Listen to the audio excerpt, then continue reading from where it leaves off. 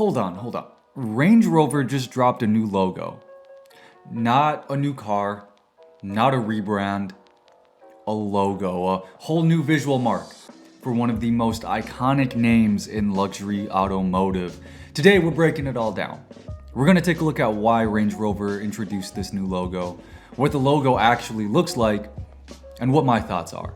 But before we get into it, be sure to support the show by giving this episode a like, leaving a comment, and of course, by subscribing. This is Ziggy the Designer, the show where we talk about the world of graphic design and the people who make it move. Design is all around us, so we might as well talk about it. Range Rover has been around since 1970, and for all of that time, they've never really used a logo, not a badge, not a symbol, just the straight word mark, Range Rover, stretched across the hood in a no-nonsense, all caps typeface. Simple, direct, iconic. It worked because the product spoke for itself, but now we're seeing a shift. Over the last few years, Range Rover has been treated like, less a model under Land Rover and more like a standalone brand. It's not just the Range Rover anymore, right? It's the Range Rover Velar, the Range Rover Sport, the SV.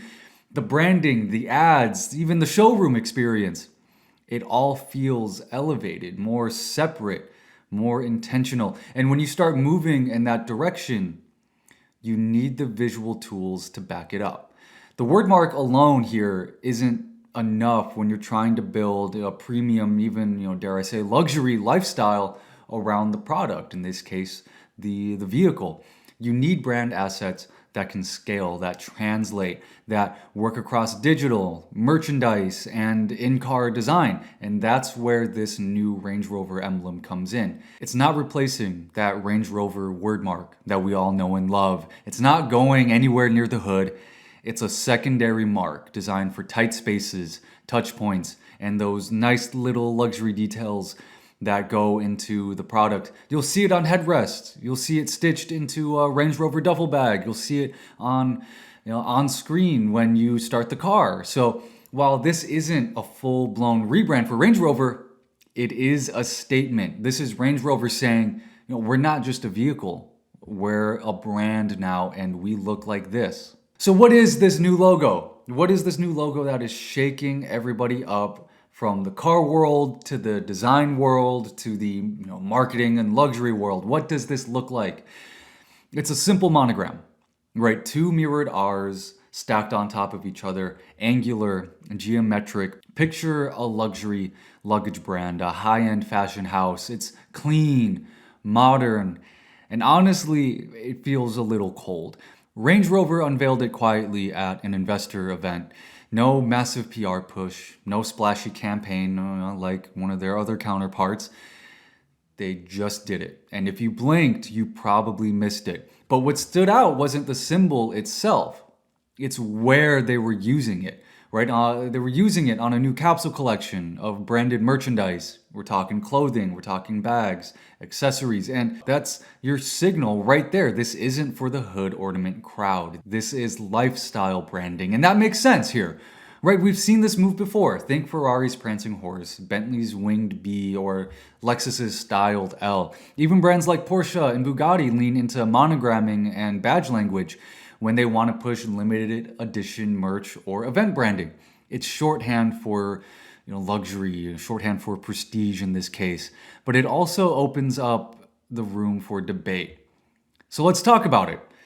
From a design perspective, I'm confused. I'm not mad, but I'm definitely confused. Range Rover isn't launching a new vehicle lineup. They're not rethinking mobility. They're not, going all in on EV. They're not spinning off into some bold new vertical. So this logo, it doesn't seem tied to anything. It's just there. It just exists.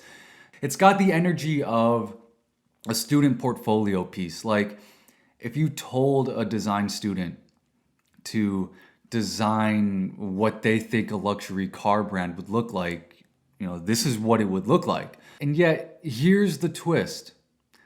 I actually respect the risk here because 2025 for corporate, brand design, it's been boring, right? Look at Walmart earlier this year. They barely touched their brand visuals. Kind Snacks underwhelmed their entire consumer base with their rebrand. Everybody's been playing it safe. It's bland. It's toothless.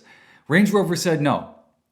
We're going to do something else. And even if it doesn't land for everybody, right? Even if car purists hate it, even if, some of you watching are already typing, this looks like a cologne brand in the comments.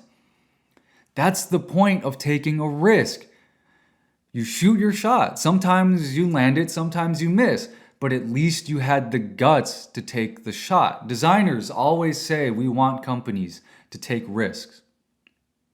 Well, now we have it. But how do you feel about the new Range Rover marque? Does it feel like it elevates the brand, or do you feel like it cheapens it? Does it belong next to a $100,000 SUV, or just on a hoodie? And most of all, are you here for this new wave of brand risks, or should everyone just stay in their lane? Let me know your thoughts down in the comments below. That's all I have for you. Be sure to support the show by giving this episode a like, subscribing, and of course, sharing this one out. I've been Ziggy the Designer. If there are 2 things you need to know about me, it's that 1, I love design, and 2, I'm very opinionated. I'll talk with y'all later. Bye-bye.